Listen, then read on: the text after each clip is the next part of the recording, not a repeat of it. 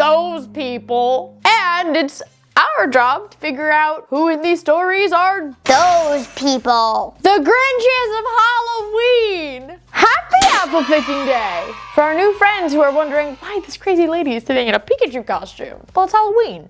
Duh. People send in stories to my subreddit r/AmITheBadApple where they're not sure if they acted appropriately or not. Every Tuesday we pick 4 of them, we read them, and we discuss. I on here and you guys in the comments. Since we all come from different branches of the apple tree, we all have different life experiences and therefore can have different opinions. And I encourage everyone to talk about those opinions. But I'm letting you know, sometimes we agree, sometimes we disagree, and that's all okay. But I'm letting you know, if you resort to being rude and name calling because someone doesn't just automatically agree with you, probably gonna end up muting you. That's not how you converse with someone. That's not how you get someone to see your side. That's just being a jerk. So, without further ado, let's get started with this week's episode of Am I the Bad Apple? Let's go apple picking! Apple number 1. Am I the bad apple for telling my teenager she can't go to a dance because she has to babysit? My 3 kids are Bindi, 17,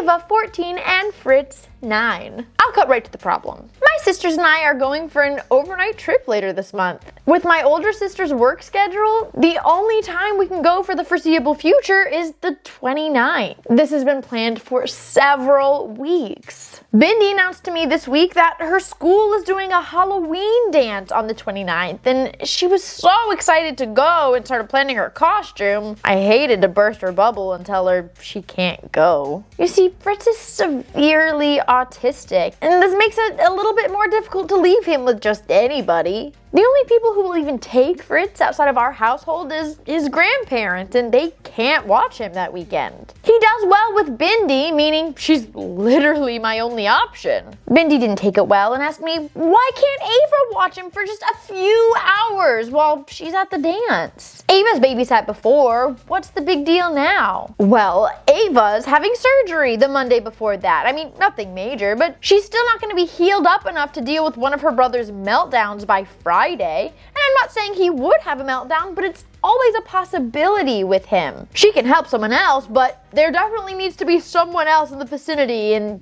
that someone else is gonna have to be Bindi. She responded by saying she didn't realize her siblings were so much more important than her, and went up to her room scowling. I've tried knocking and calling her, but she keeps sending me straight to voicemail. I know she's upset and was really looking forward to this dance. I mean, it's only for juniors and seniors, and the school didn't have one last year thanks to COVID. But I'm really gonna need her to make this small sacrifice for the family right now. I fully intend to make it up to her one day, but does expecting her to be there for our family make me the bad apple? I feel like everything in this story makes you the bad apple. What? What? Hold on a second. You have a son who's severely autistic. Number 1, he's 9 years old. You've never, in the 9 years you've had this child, looked into a caregiver or babysitter that is trained to deal with the special needs that Fritz has? How has that not been done already? I understand that's probably a costly thing, but I would assume that if you're saving up for like a girls' trip, you would also include that in the expenses. Like, that just feels right. Because at the end of the day, you have a minor being in charge of 2 other minors, each with a different set of very specific needs this weekend. Like, you don't think it's a good idea to have like an adult around? That's a little weird to me. On top of that, you have a daughter having surgery and you feel like now's the time to go out of town?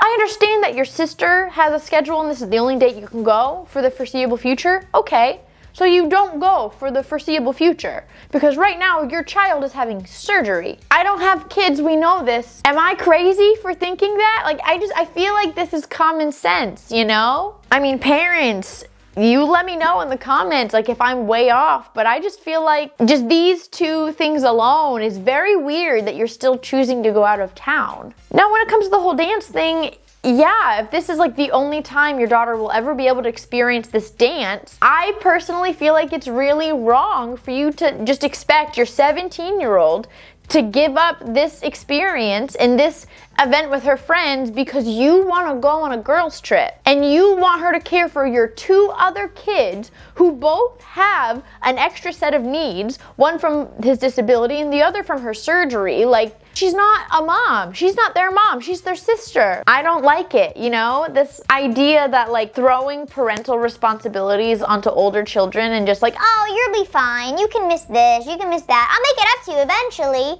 how? I don't like this. I don't like this at all. So I am going to go bad apple personally. Again, parents, let me know in the comments, like if you think I'm way off. Because again, I don't have kids. You know, this is one of those things where I don't have experience in this, but I definitely think it's super wrong to put your child in like a parental role and make her miss out on all these things that should define her teenage years because like you want to go on a girls' trip. Well, then find a real caregiver for your kids who can care for a child that just had surgery, who can care for a child who has disabilities. Like, I'm not understanding the disconnect. Well, she can make this small sacrifice. Why can't you make the small sacrifice and not do the girls' trip right now? You're the parent.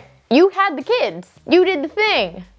That just feels like it makes so much more sense to me. Apple number 2. Am I the bad apple for making my daughter return a Halloween costume? My daughter, 16 female, works an after-school job 5 days a week. Last week, her school had a costume contest for Halloween. My daughter and her friends planned a giant group costume to enter. She went with friends after school to buy costumes and they were so excited. I picked her and her friends up from the store and they showed me their costume. My daughter spent $80 on hers. I was pissed. I mean, that's a lot of money to spend on something you're gonna wear for a few hours one time. That's such an irresponsible use of money, and told her it was ridiculous. I dropped her friends off and then took her back to the store to return the costume and the accessories. Her friends found someone else to take her place in the group, and I guess they won the contest and a $100 Visa gift card to split. My daughter came home from school so upset, and she claimed to have to sit and watch while her friends had fun, and she missed out on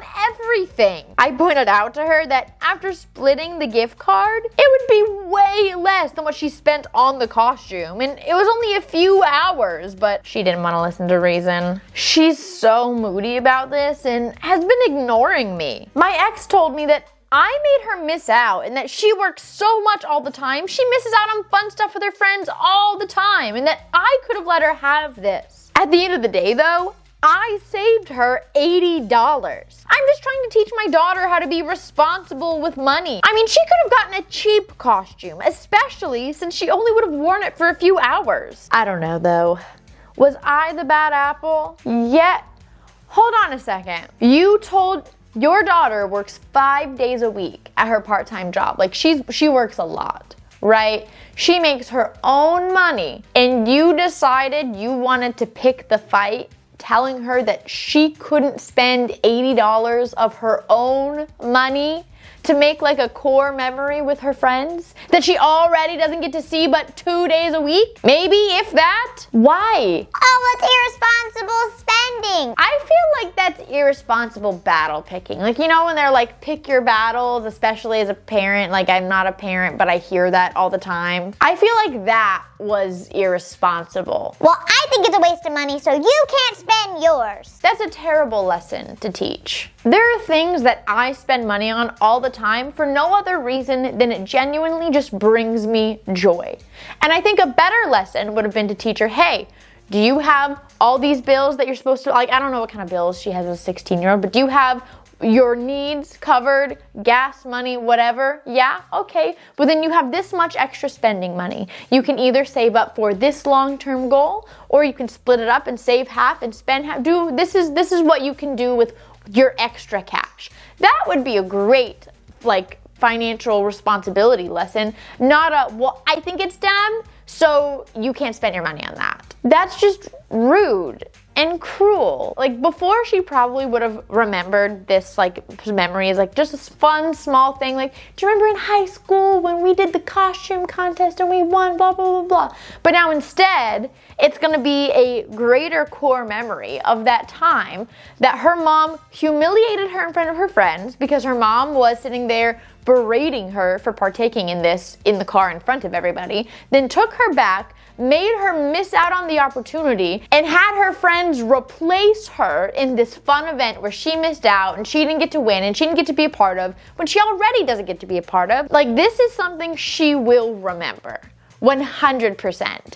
And you know what? If ruining your relationship with your daughter was worth the $80 that you saved her, then, you know, I don't know what to tell you. Other than the fact that I think you are a bad apple, because I think that's wrong. I think that's really wrong of you to not allow her to spend her own money on something fun that she wants to do for once with her friends. That's just mean. Apple number 3. Am I the bad apple for telling my wife she needs to get over it? Last Friday night, I, 37 male, was hanging out with my daughter, 10 female, watching a movie. My wife, 34 female, was working late while our son, 9 male, was hanging out with his friend. Around 8 p.m., his friend's mom texted me letting me know that she was driving him home.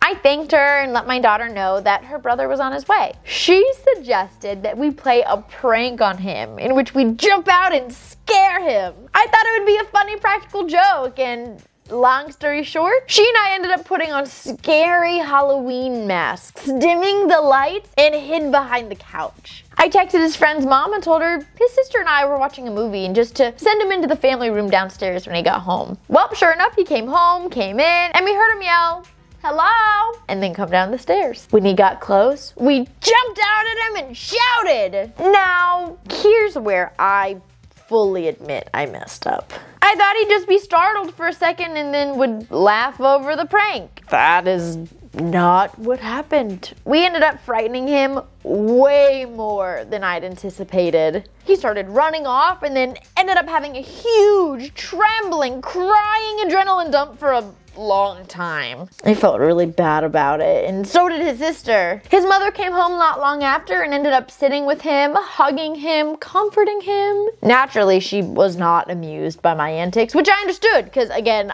I screwed up. However, she stayed mad at me for days afterwards. She'll barely talk to me. I finally got tired of it and told her she just needs to get over it. I screwed up, but I didn't mean any harm. I just way underestimated how much our prank would scare our son. I also think that our daughter is seeing how she's treating me over it and is being made to feel way too bad over her idea that was just playful, not bad-natured. But she just says that I should have known better and won't seem to forgive me. I get it. She's always been the complete mama bear, but it's not like I don't love our kids. Was my prank honestly so beyond the pale that I deserve to keep being punished over it? I don't think so, but what do you guys think? Was I the bad apple? What do you think, Vix? You're so good. Yeah, you're so good. There's a few issues that I have with this story, okay?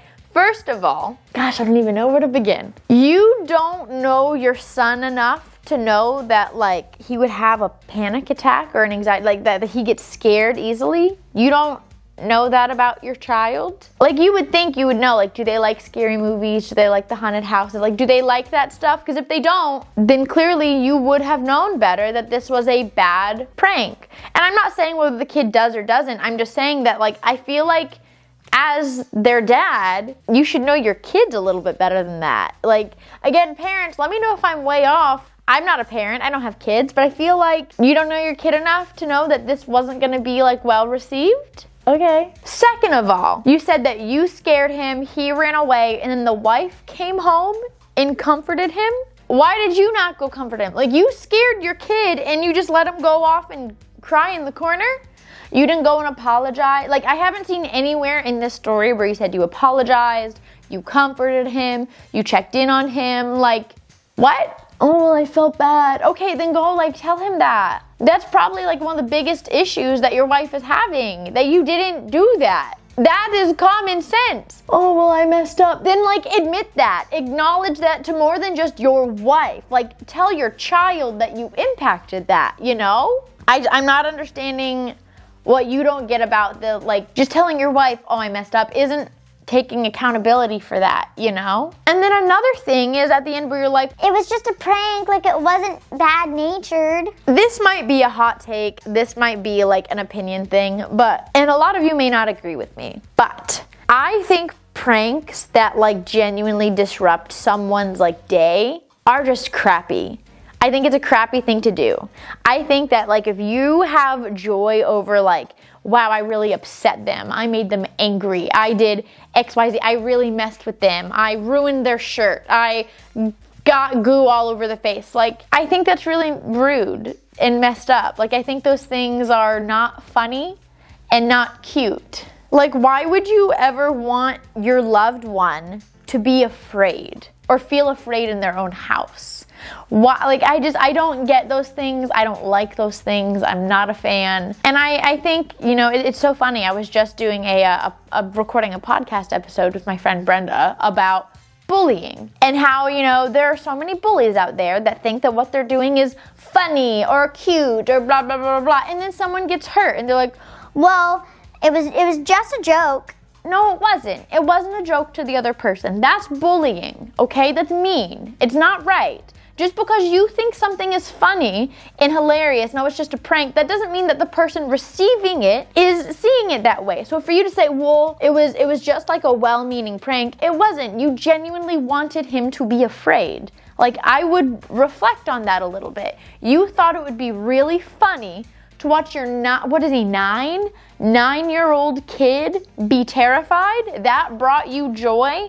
Yeah, I'm sure the sister, because like siblings torment each other, I'm sure she thought it would be funny. A better lesson would have been to teach her, hey, wanting to make people feel like that isn't always great. It's not. And then like doubling down. Well, she's being made to feel bad about this prank idea. She should. She should feel bad that she impacted someone that negatively. That's how you train kids to not bully others. By making them, when they feel bad for causing harm, that makes them not want to do it again. That is a good response she's having. I would be more concerned if she had your attitude of, it's fine, I don't care. Like, I am so glad that this 10-year-old has more self-awareness than her 37-year-old father. So for you to just decide like, oh, well, I wanted to do a joke, I thought it was funny, other people didn't, you're mad that I liked it and that I thought it was gonna be fun, well, get over it. I think instead you should get over yourself, but you know, what do I know? I'm just a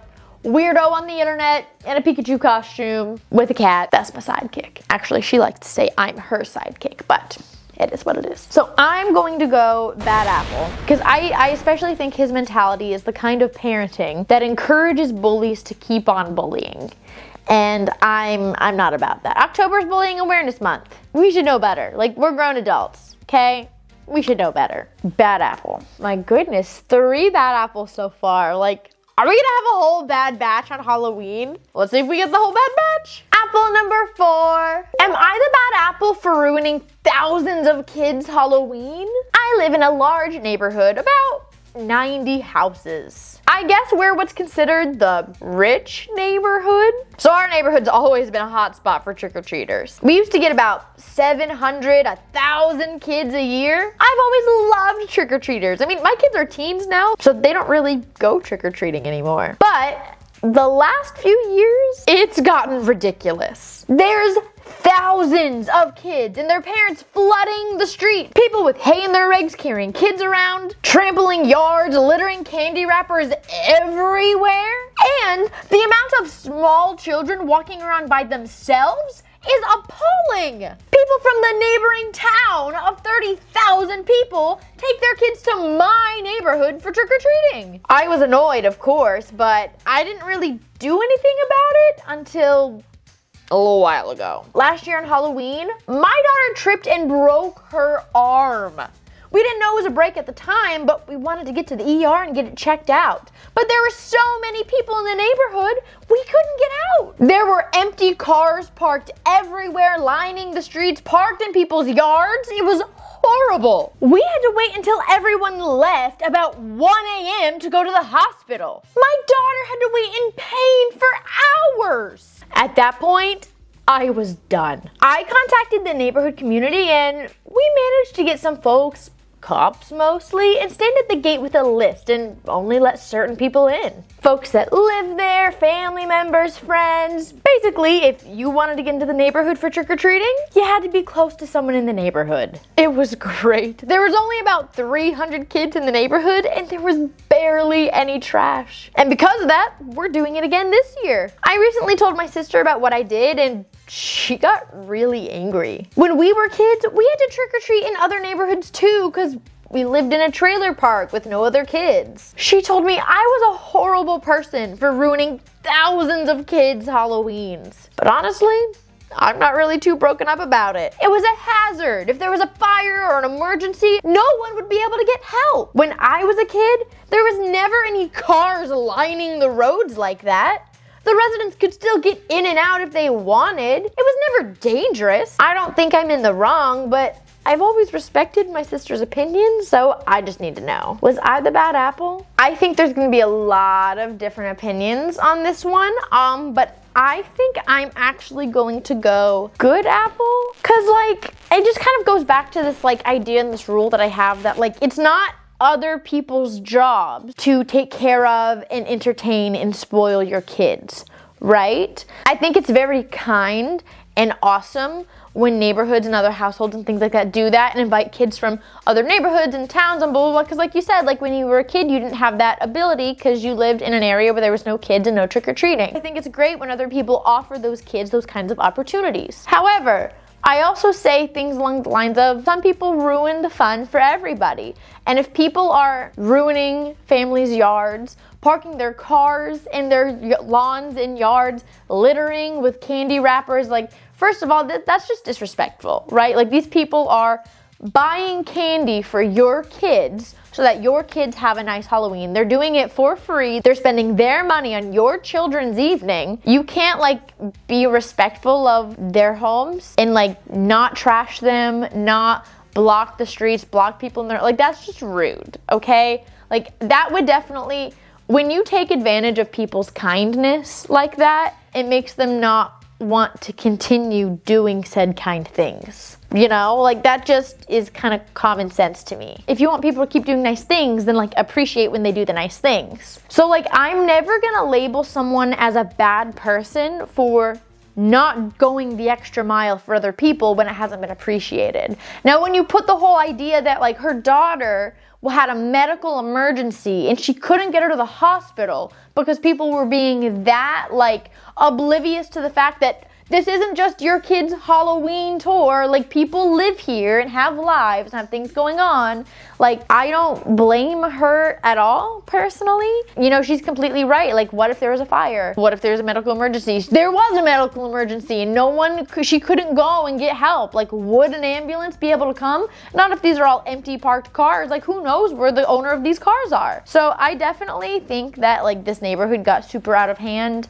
I don't think that she was in the wrong because like this is dangerous. A broken arm is already bad enough. What if someone had a life-threatening emergency? What is that person just supposed to pass on because your kid wants to go trick-or-treating and you can't be respectful of the area that you're in? Like that just, no, I'm not for that. I am going to go good apple for this one. I would love to hear some of your opinions, but I feel pretty strong in this opinion of a good apple, so that's what I'm going with. So I got 3 bad apples and 1 good apple. Of course, that's just what I got. I would love to hear what you guys got down in the comments. As always, I don't always get to respond to everything, but I scroll and read as much as I possibly can. For your well wishes, I think today is Halloween, right? You guys know I record this like before and it just airs the day of. So I'm pretty positive it's Halloween today.